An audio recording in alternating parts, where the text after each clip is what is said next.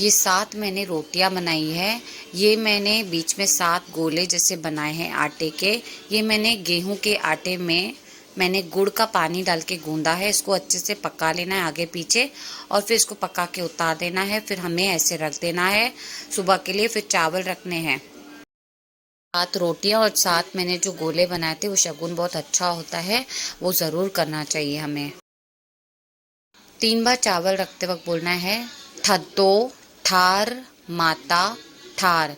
3 बार चावल रखते बाद बोलने हैं 3 बार, और पानी को भी 3 बार ठंडे मारने तक थद्दो ठार माता ठार। और फिर उसके बाद एक कटोरी में काबुली चने ले लेंगे, वो पानी में भिगो के ऐसे रख देना है, और माता को हाथ जोड़ना है। भूल चूक रहेगी तो हमें माफ़ कर देना बस। फिर उसके बाद उसी गैस पे कुछ भी गर्म नहीं बनाना है, पूरा दिन ठंडा खाना है। तो आपको मेरी वीडियो कैसी लगी कमेंट करके ज़रूर बताना। जय झूलेलाल। फ्रेंड्स, ये खाना खाने के बाद करना है। 12 बजे से पहले खाना खा लेना। फिर ये ठंडा करने के बाद 12 बजे के बाद कुछ नहीं खाना है। सीधा फिर पूजा करने के बाद हमें फिर ठंडा ही खाना है। बस ये रेसिपी आप हमेशा याद रखना, ताकि ये ठंडा हो जाएगा एक बार तो आप उसके बाद कुछ गर्म नहीं खा सकते हैं।